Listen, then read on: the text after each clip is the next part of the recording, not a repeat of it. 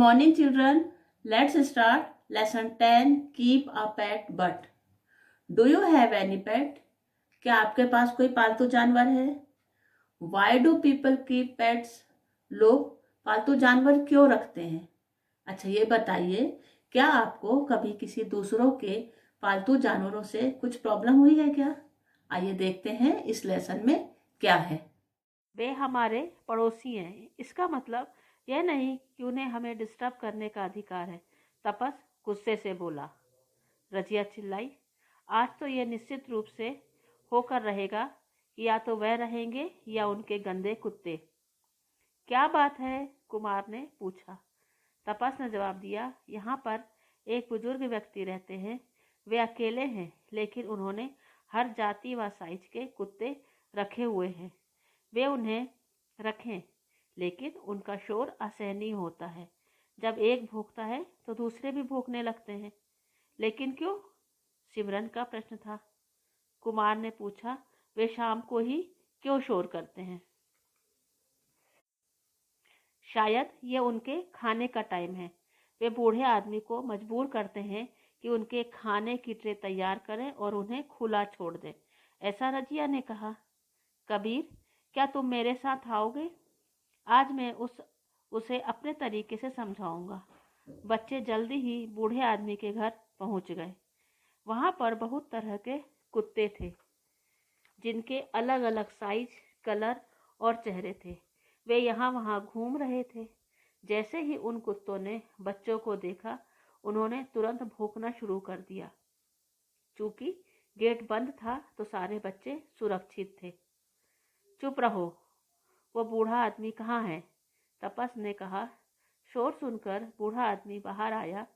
उस बूढ़े आदमी ने पूछा, आप यहाँ किस लिए आए हैं प्यारे बच्चों?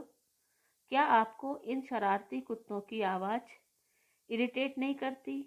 आपके पालतू जानवर हमारे शत्रु हैं। वे पूरे समय भौंकते रहते हैं।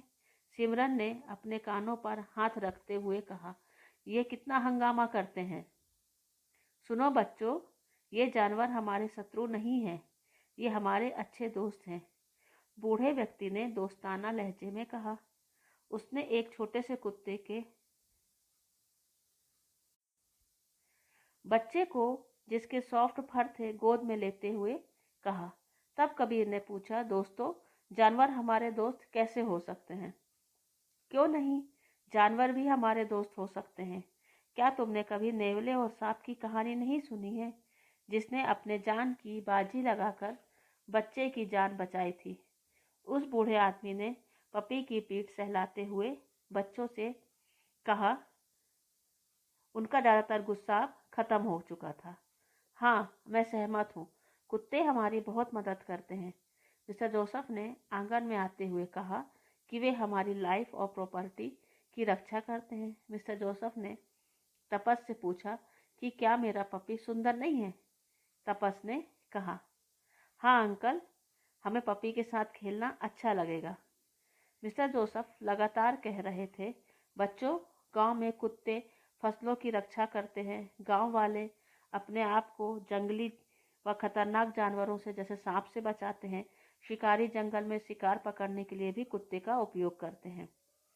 रजिया ने उत्सुकता से कहा, यदि सांपों की बात हो ही रही है तो मैंने न्यूज़पेपर में पढ़ा था कि हर साल करीब 20,000 लोगों की मृत्यु सांप काटने से होती है।